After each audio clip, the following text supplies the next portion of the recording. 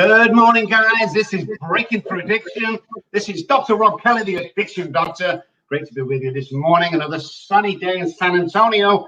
As you can tell, I'm from Manchester, United Kingdom. But I believe they're having the heat wave too. As usual, my co-host, beautiful Jennifer Lovely. Good morning, Jennifer. How are you today? Good morning. How are you? Doing good today. Doing absolutely amazing. How about you? I'm good. I actually drove 14 hours yesterday, so I'm a little bit tired and a little bit like trying to get my sea legs under me again. Came back to really gather all of my stuff and make my final destination back to Arizona. So I'm a little tired and a little overwhelmed, just to be honest. But I'm good. Thank you for being here. You know that we're going to make it amazing today. And when you finish today, it's going to be like, oh my God, I'm so glad I contacted with my BFF, Dr. Rob, because I feel so much. Because I feel so much better now. Where are you now? Sorry, I'm in Washington. I'm on the island. Washington. Yeah. And when are you going back? I'm giving myself till September. Okay, good. I can actually last that long. But I wanted to. The fun thing about having you as my BFF is that I've got a doctor that I can just pick up the phone and call anytime I need just a little pick me up. So that's a blessing. Always. How many times have we done that between each other? A lot. It's crazy. And it's usually to be honest, guys, it's usually when I need help. Jennifer's like my rock. Nobody knows this behind the scenes, but it's just like, oh, I'm not feeling like this. I'm feeling like that. And she's just like, okay, first of all, breathe. Yeah, it's awesome. It's awesome to have friends around you like that. But the best part is that I can psychically feel when something is off with you. It's so funny. That always freaks me out. Guys, I'm going to tell you, if you're listening and watching, excuse me, I sat at home a couple of weeks ago, and for whatever reason, there's an argument with somebody. And every time I have an argument with somebody else, feel bad after, even though they're in always, just joking, always. But after I finished, I sat there and all of a sudden I get a ding on my phone. And I look and it's Jennifer saying, is everything okay? And I'm like, oh, she's weird. She's totally weird. Every time I don't feel good, she's bing on the phone straight away, which is awesome. Absolutely awesome. Yes. Okay, so today we have Tracy Lee. This is going to be a good one, guys. Tracy Lee's going to come on and share her stuff with her experience, strength. She's got some great points as well. She's over in Austin. So we're not too, in fact, I was going to go to her house this morning and do live from there, but decided the commute up 22 stairs to my office is much, much better.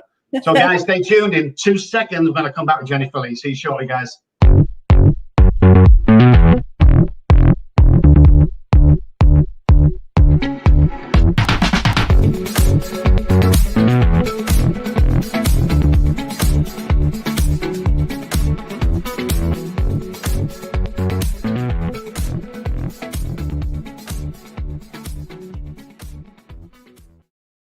Welcome back, guys. This is Breaking Through Addiction. This is Jennifer Lee, and I'm with my lovely co-host, Jennifer Lovely.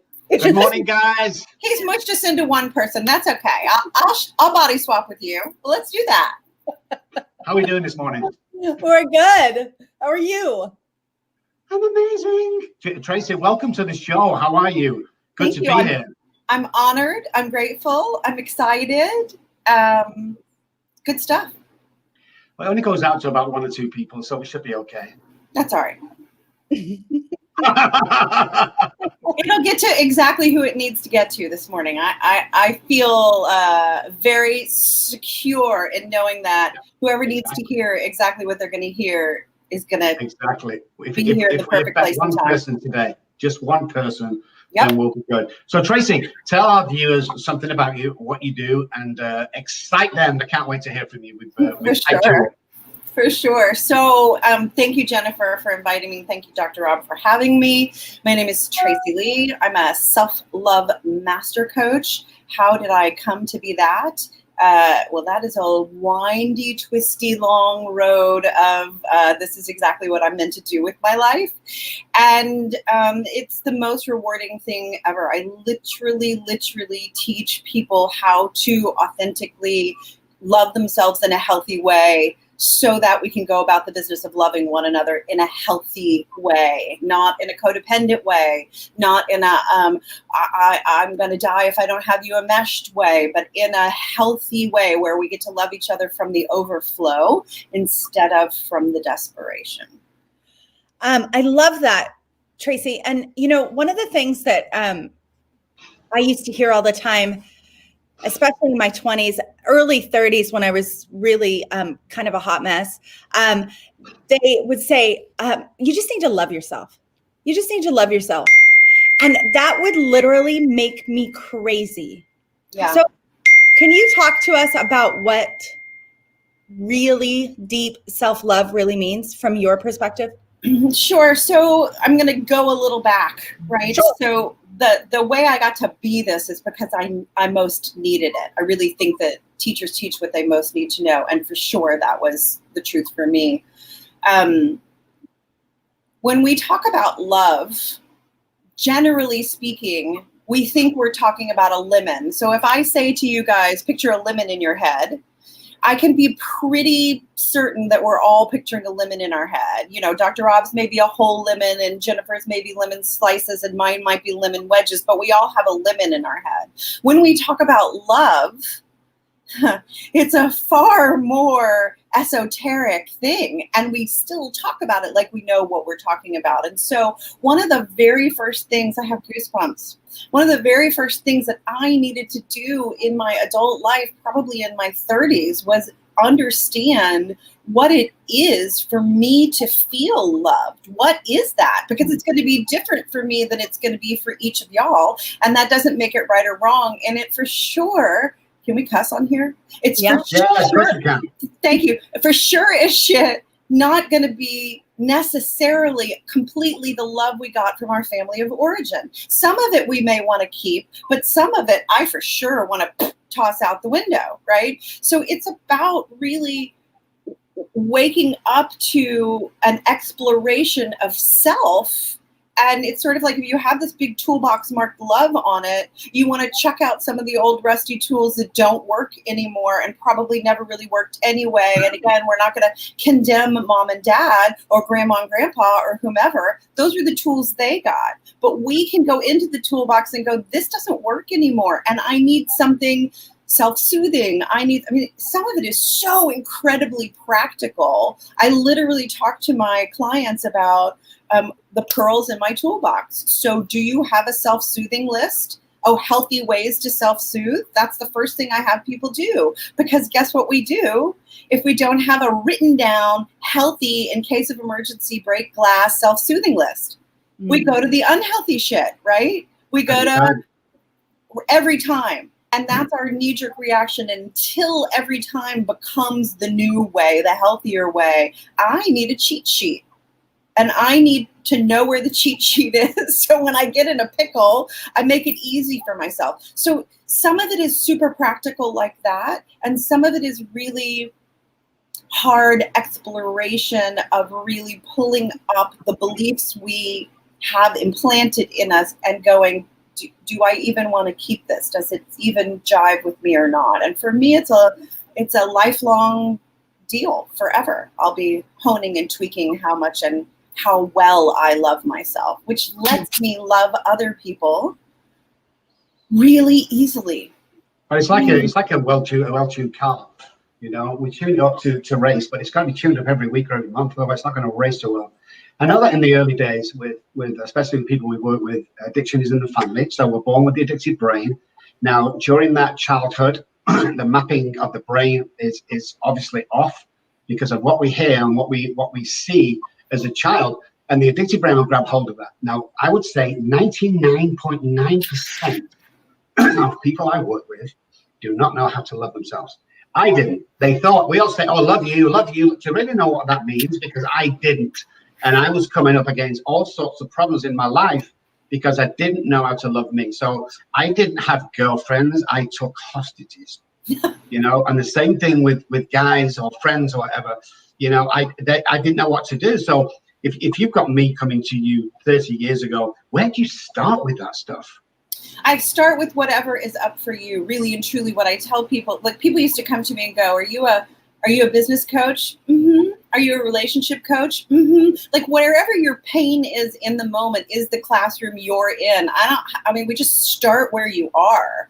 And the the tools are the same pretty universally for whatever it is. And sometimes we discover, if you come to me for business coaching, that it's not your business at all. It's your primary relationship. And, you know, I love what you said. The truth of the matter is, what I want to be loved well. And you can't love me well, Dr. Rob, if I don't know what that is. And we teach people how to love us.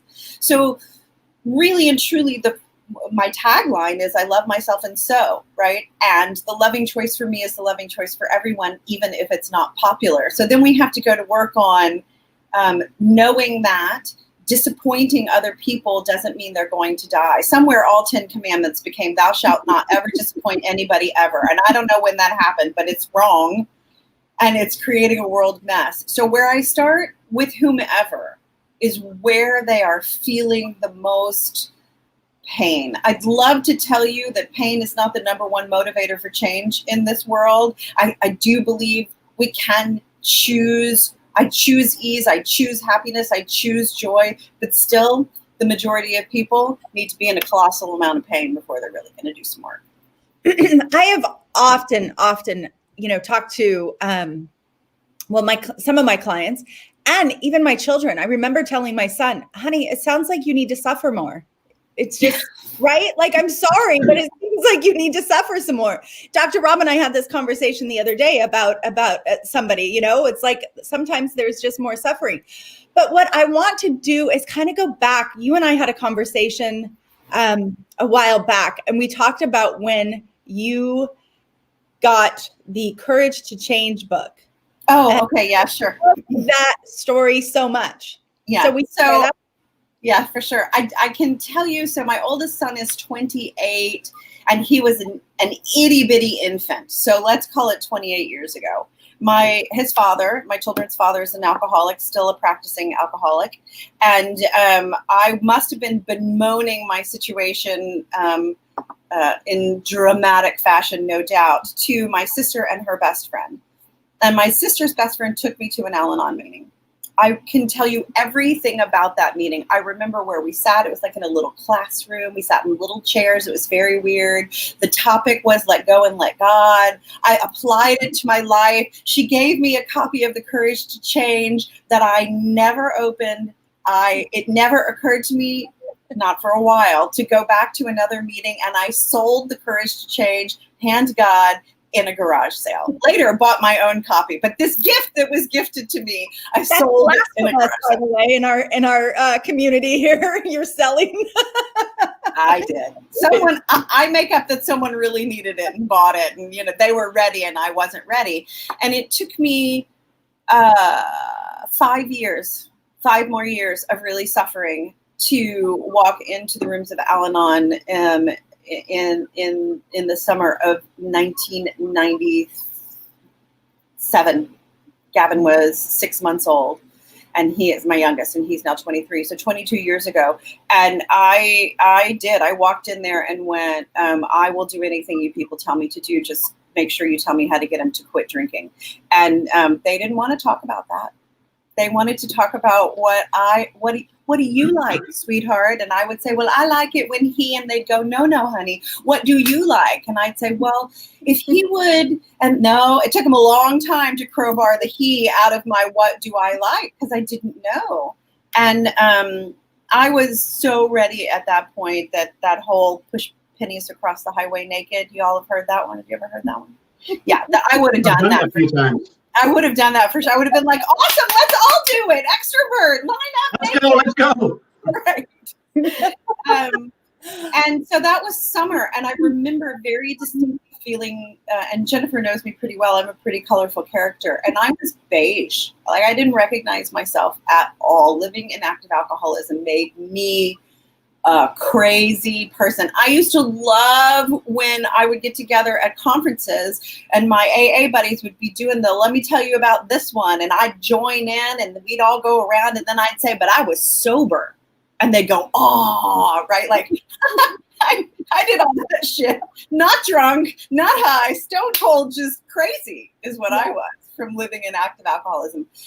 For me, it was about 6 months in. I remember the drive from my house to that Al-Anon meeting that I loved so much in the beginning on Wednesday nights. And I remember driving back when the weather turned cool. At the time I lived in Sugar Land, when the weather turned cool, and listening to Madonna's Ray of Sunshine with my windows rolled down, with my hand out the window, kind of feeling the wind. And I went, oh, there I am. There she is. She's still in here. She's coming back. Right? Ooh, full goosebumps. That's amazing. So my story of how I sold the Courage to Change in a garage sale. Well, and I remember those days. I remember those days very well, where the loss of oneself is frightening. And I think most people today, when they kind of browse over that very quickly, and it's like, oh, I lost myself once. But we're talking life or death here sometimes. When you lose yourself. I know when we get patients in and we go, okay, we need to work the family program. Mom and dad jump on board and go, oh, we can't wait to tell you about little Johnny. It's got nothing to do with little Johnny. This is about you. Where in this whole situation have you lost you? Because addiction, love, sex, food, whatever it may be. And I love what you said.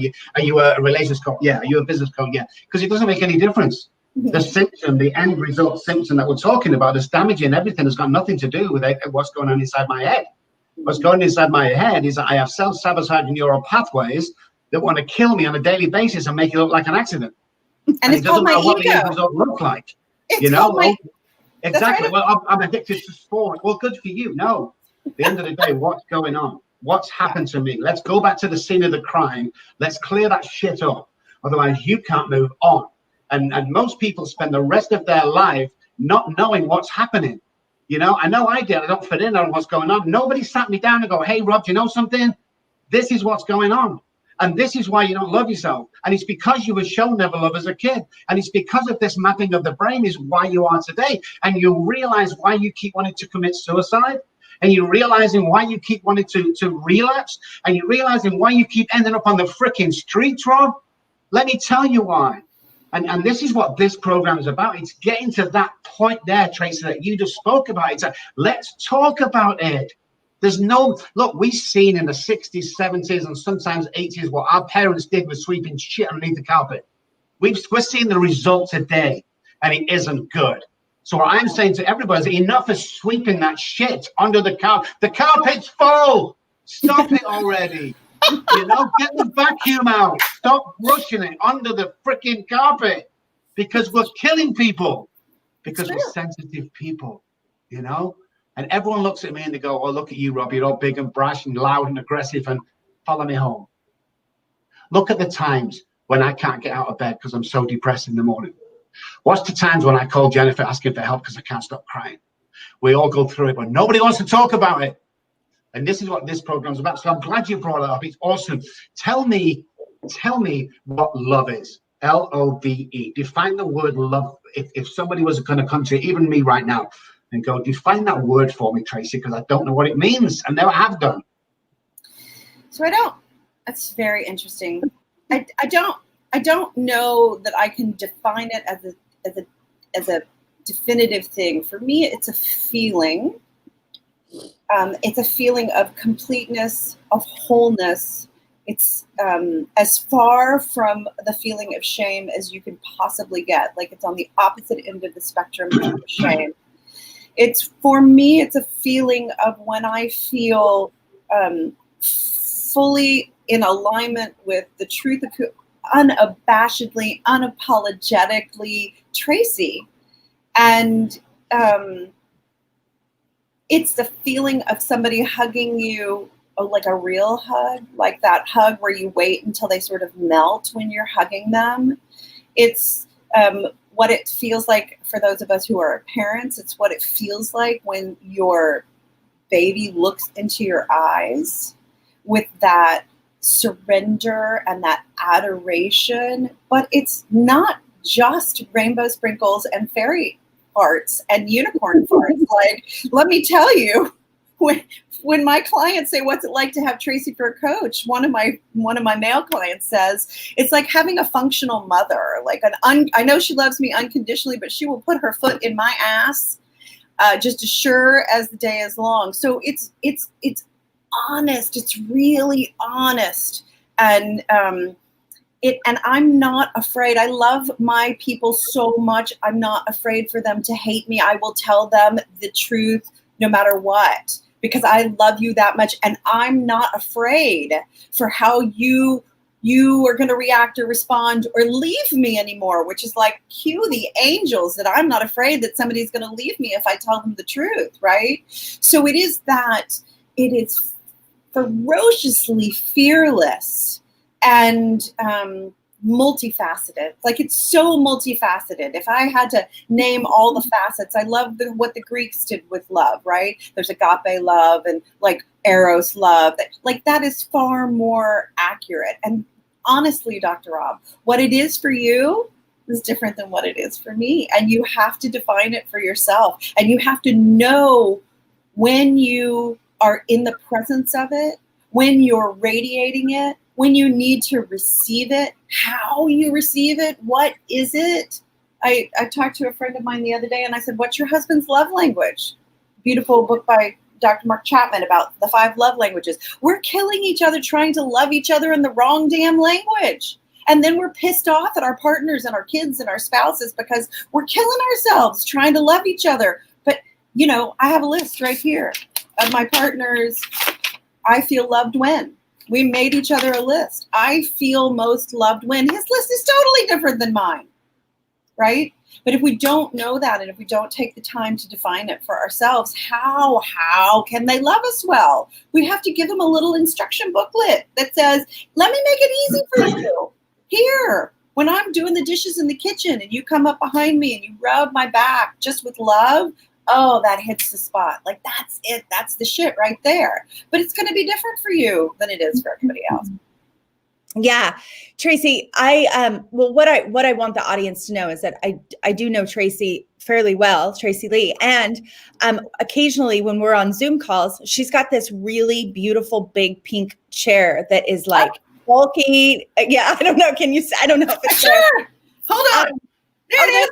There it is. And, I will say to her, I just want to curl up in that chair with you, and I want you to wrap like your mama love all around me. Yeah. Because one of the things that I know in my life is that there was a misattachment with my mom, very young, and I didn't understand how to be with women, which then has me in women's group, which when I show up on the women's group, I go, I really don't want to be here, but I'm forcing myself to be here. So I know how to be with women. But I'm really curious, like, how do you walk somebody through reattachment to the sex that they weren't, the parent that they didn't have that full attachment to? Yeah. Tony Robbins has a thing, which parents' love did you crave the most? And I love that question. Mm-hmm. It's very telling. Dr. Rob, you said something earlier that reminded me of, and Jennifer, make sure I answer your question because I'm going to back up a little bit. At some point in my searching to feel happier, to feel better, to not feel defective, having read every friggin' self-help book and tiptoed my way into every 12-step program thinking they had the answer and the harder stuff, right? It dawned on me as I had read, frustratingly, another book that we all had dysfunctional childhoods. Not just me, not just Jennifer, not just Dr. Rob, everybody. And all of a sudden I went, oh, it must be happening for us, not to us. Mm-hmm. It must be part of the hero's journey. It must be part of the evolution of what do we forget or unlearn at around the age of 4 when we start to learn what the rules are, right? And how do I get back to a place of what if I just could have a temper tantrum and feel better afterward in an adult way, but hell yeah. Like, there's so much honesty in a 3-year-old and a 2-year-old. They don't have all these rules anymore, right?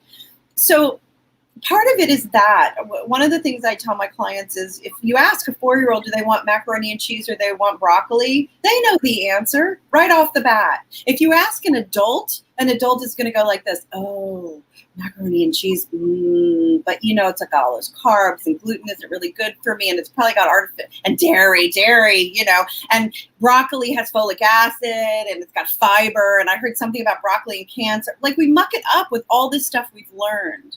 And so to get back in touch with your inner 4-year-old like an oracle, it doesn't mean that we're going to always do what the 4-year-old wants to do, but I want you to know what your yes is and what your no is. And if what your yes is, Jennifer, is like mine, there is this little 4-year-old in me that just goes, I want my mommy. I want my mommy. I want my mommy. Now, I don't really, in a cognitive way, I don't really want her. And she's gone, God love her. She's my greatest teacher in the whole wide world, but she wasn't going to give me what I really wanted. So where can I be? And I just got this yesterday, you guys. My childhood taught me one thing for sure, which is to be resourceful. And yesterday, for the first time, I heard resourceful.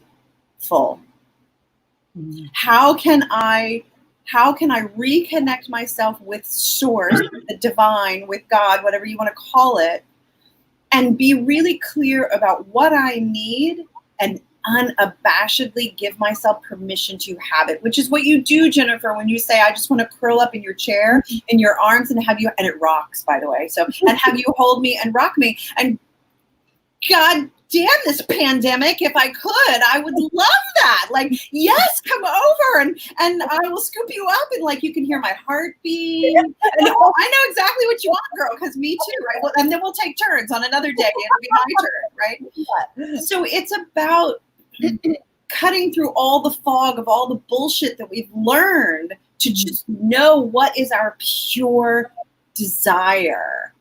So sometimes one of the things that I teach my clients is when you wake up, notice with no judgment or criticism what you're feeling. What are you feeling today? No judgment, no criticism. I feel cranky, I feel lonely, whatever it is. And then what do you desire to feel? And if you can say those things out loud to someone who feels safe enough, what I love about recovery is when we come into the rooms, we find people who speak our language, who know our pain, who love us. Those people saved my life.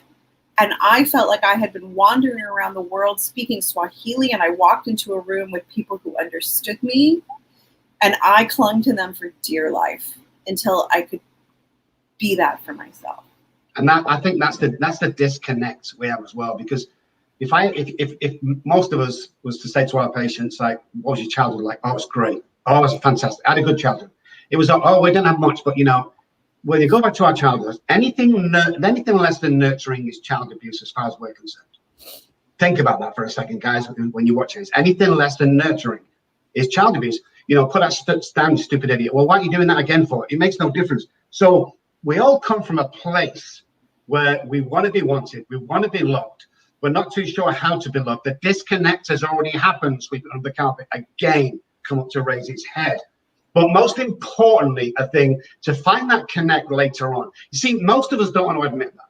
They don't want to admit there's a defect in the family system somewhere, in the core belief somewhere, the disconnect that my dad never told me he loved me. And this is the truth. My dad would never do anything that embarrassed him. If we give him a Christmas present or a birthday present, we have to leave it in a room and walk out until he went in and opened it. Now, that's just the way it was. I remember saving up for Asia and buying this stupid, crazy big alarm clock that he didn't need, but I bought it in from his birthday.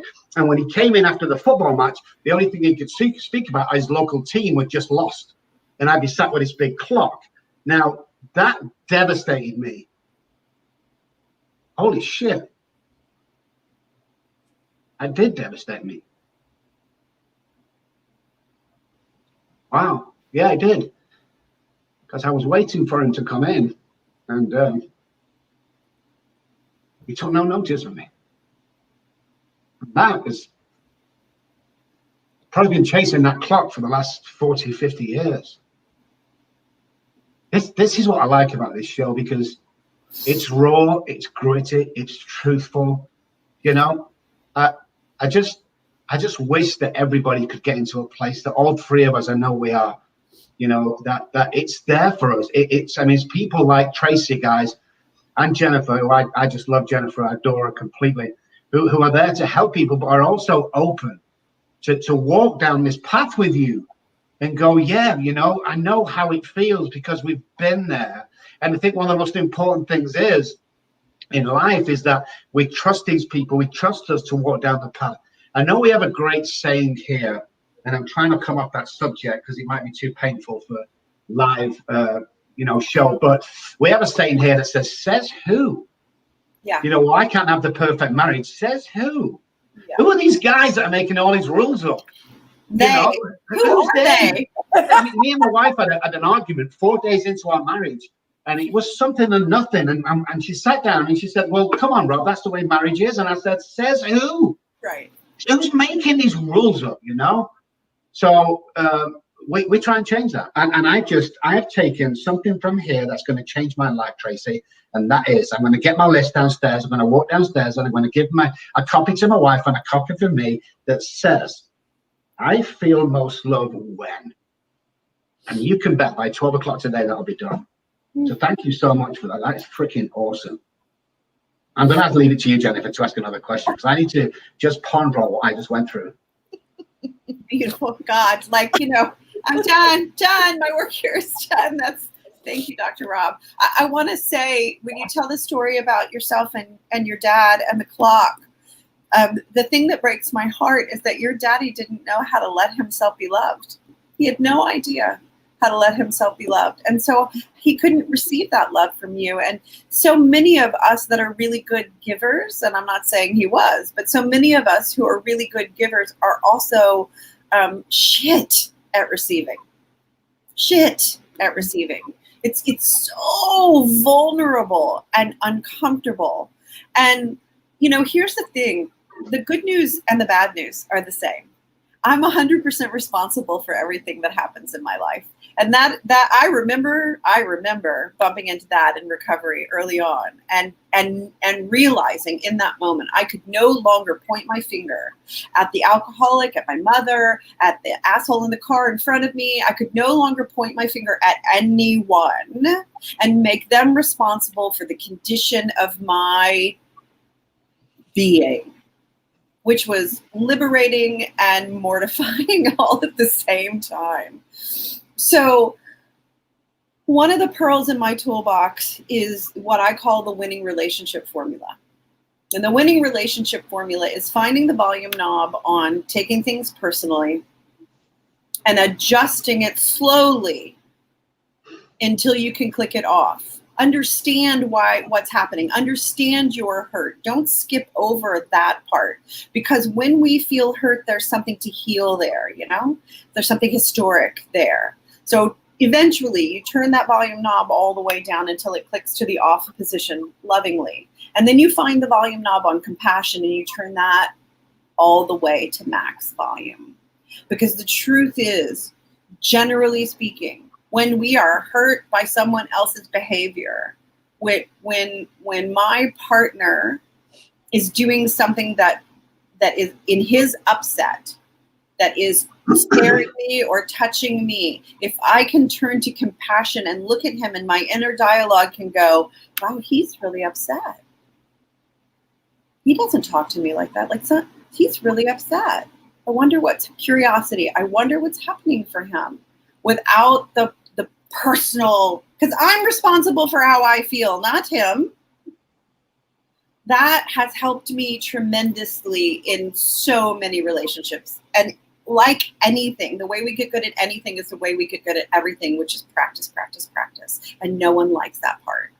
People want me to give them the magic pill that says, oh, here now, ding, it's all better. Now you know it intellectually, but we have to embody it over and over and over, the new way of being. What are you going to say, Jennifer?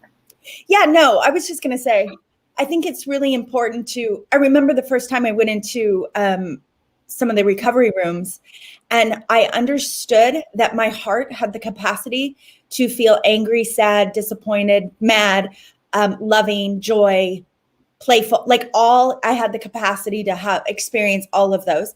And so does everybody else. But when we bump up against the anger, it normally or can trigger some early childhood experience. But what I really want to talk to you about is, people talk about not taking things personally. And that it took me a long time to not take things personally, I mean, Dr. Rob and I talk about that all the time. And And early on in our time together, I said something that really pissed him off, and he took it really personally. He didn't talk to me for a little while, right? And so and I have experienced that in myself. And so how do you walk somebody through a practice of not taking something personally? Because this comes up a lot for, I know my own clients. Yeah. So it's an oversimplification. And like if we looked at take anything personally under a microscope, there will be like 100 steps in there, right? So the first step is, and this is what I really believe, when we feel triggered, it's like an X marks the spot to go dig for gold right there. That's the thing. That's the place. Something's there. There is some treasure underneath there, something that wants us to be healed. So if I am affected by something that you say or do, I have trained myself and trained my clients to know, aha, thank you. Thank you. I have an owie there that I didn't realize was there. Give me a minute. I need to go and tend to me before I can be relational with you. I need to clear and heal whatever that is in me until I can be relational with you, because until I do that, all I see is me and I can't see you, right? So it's not so much a quick jump to don't take anything personally. That's emotional bypass. That's spiritual bypass. That's me skipping me. And let me tell you what I don't do anymore in my life. I don't skip the me part. I don't skip my feelings anymore at all, because somewhere along the line, the bad news is we become the perpetrator of the crimes we were taught by our families of origin. I was the one who abandoned me because I learned it and I believed it. So I don't do that anymore. So in order to not take things personally, I got to know what my hot buttons are. I got to know what my number one trigger is. When I got into Al-Anon, I was a rager. Things were sailing across the room, and I loved the sound of breaking glass like nobody's business. And I can say that today with zero shame, thank God. And I didn't like that behavior. It scared myself. It scared my children. It was not very attractive. And something was sailing through the air before I even knew I was angry. And I prayed for a little gap, a little nanosecond in there where I could choose. And then I had to understand there was something formulaic there. Every time I picked up something to throw it, every time the common denominator was I felt invisible. I felt like you weren't hearing me. I felt like I had to do something dramatic to get your attention. And then I had to go, okay, how do I hear me? How can I see me? How can I say, when I feel unheard, here's how I feel heard. Can you just say back to me what I'm saying to you so I know, right? That sort of thing. And I want to say two things. In 12-step, my black belt sponsor's sponsor was a circuit speaker, and she talked about the blessing. Have you all heard of the blessing? And she says she was on a retreat, and this woman, she was on a retreat, and the priest said to her, were you a blessed child? And she said, I don't know. What does that mean? And he said, you're a blessed child if you know you could go to your parents with anything, and you'd be loved and received. And she said, oh, no, I was not a blessed child. And it's her belief that in these rooms, in recovery, sitting in circle, that we give each other the blessing finally. And when I heard the blessing, I ran home, and my kids were like 6 and 2. They had no idea what I was saying. And I put them on my lap and I said, listen to me carefully. And if they were here right now, they would mimic it back to me, because I've said it to them 1,000, 100,000, 1,000,000 times. No matter what, you can come to me with anything. You can come to me with any dream, any desire, any failure, any fuck up, any wish, anything. And I will love you and I will receive you. And if you want my help, I will help you. Over and over and over. And they have taken me to task. And I do that. And for me, Dr. Rob, that's love. No matter what you do, you're not going to change the way I feel about you. I'm going to love you no matter what. I love it. Absolutely love it. Guys, we're coming towards the end. Tracy Lee, I'm blown away. First of all, a couple of things I've taken away. So glad you're on today. Just want to thank you for your time. Thank you for being you. And I know we don't get to hear this a lot, and I always try and say it. Did a bit of research on you. I want to thank you for all the hundreds of thousands of people that you help, because we don't know the ripple effect.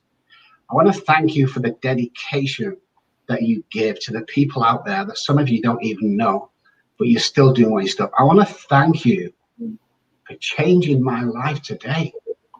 And I never thought that was possible. I really didn't think that was possible. And thank you. And thank you, Jennifer, for bringing that up. Yeah, what a dick I am, or was. This is just such a phenomenal session for me. I'm going to both send you a check in the mail because I feel as if it's one of the best sessions cancelled-wise I've ever had. But I'd love to speak to you all day, Tracy. We can't do that. Tell everyone where they can find you. If I could talk after that. You can find me at my website, which is tracylee.love. You can find me on Instagram at @TheTracyLee. The one thing is you got to spell Tracy with an EY. So there's 3 E's in all of that. And you can find me on Facebook. You can ask Dr. Rob or Jennifer where to find me. And Dr. Rob, you call me anytime. And thank you, Tracy. Thank you so much. Tracy Lee, I love you so much. Thank you. Thank you so much for being on. I knew that you would be, you are, you're like that lotus flower. Yeah. You really are. I love you so much. Thank you so much. Thank you. Guys, you heard it today. I'm breaking through addiction. The best guest around. The reason I'm the best guest around because we're the best right now doing what we're doing. Again, thank you, Tracy Lee. Absolutely unbelievable. Guys, stay with us one sec. We'll be right back to say bye. But for now, Tracy Lee, absolutely phenomenal guest. Thank you so much indeed.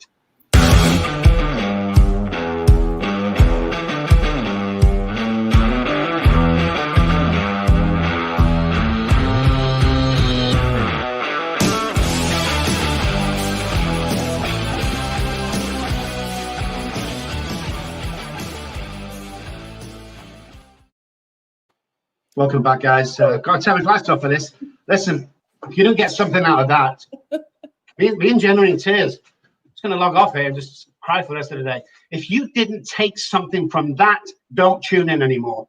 This show is not for you. This is why we do this. This is why we're going to get raw. We're going to use language you don't fucking like, and when you get to the real facts. If the presenters on the show you're watching anywhere in the world starts to get emotional because the guest has said something, you're tuning into the right place. What do you reckon, Jen? Powerful? Yeah, it was so powerful. I mean, I guess that's the part that I love so much about the work we're doing and who we are, is that we can show up however we are. I'm exhausted, I'm tired, I'm emotional, right? And then Tracy Lee coming on and just sharing the truths and actually stepping into the feelings and feeling the emotion, my empathy for you and your story. And we can all relate to that. Like we can all relate to that thing that happened when we were young, that we didn't get the recognition or we didn't get the connection or we weren't seen or heard. And I think that's the thing is who we are being right now is our authentic self. It's like sometimes we show up and it's just like we're emotional, we're sad, and it's okay, right? Yeah. I think that's what we've shown today. It's okay. If you're down, guys, or if you've relapsed or you're feeling bad or whatever it may be, we're not talking about alcohol and drugs. We're talking you in general. If you're feeling down, if you feel you can't change things, remember, says who? Says who? We can change. How about starting right now? Start right this second about changing your life around. Start right this second about changing your day around. And let's get some momentum in this. This show is there for one reason. That's to bring us all together, like Tracy just said, in love, to find out what love is, to find out how we can express to one another. And like I say, in 45 minutes, I don't know about you, Jen, but my life's just been changed for the better. And, I feel like I should be watching this show. It was that good. Yeah. Because and some of the stuff I've never heard before, Jen. That list has blown me away. Let's put it under a microscope. Mm-hmm. Oh my God, it's so true. You can't just say what love is with one word or a sentence. Let's get it under a microscope. Let's have a look at all the millions of different definitions of what it can be and how we can express that and build our life for the better good. Well, and how is it that you feel love, right? Like, how is it that your partner feels love? Because when you can get there, you can begin to have the intimacy that you so deeply want in your life. It's not just let's have sex and get connected in bed. It's like really being seen, really holding each other and how we want to be loved, how our partners want to be loved. That is everything. And that is not something that our families talk about. That's not something they teach you in school. No, definitely not. So it's good stuff. This is just beautiful. I'm really blown away, and I'm so happy to show up tired and, you know, angry and sad and all of the things that and to work through it here. And I feel so much better because I was able to step into my feelings. So thank you for that. I mean, I'm just so grateful. Unbelievable. Guys, you know who we are. Breaking Through Addiction.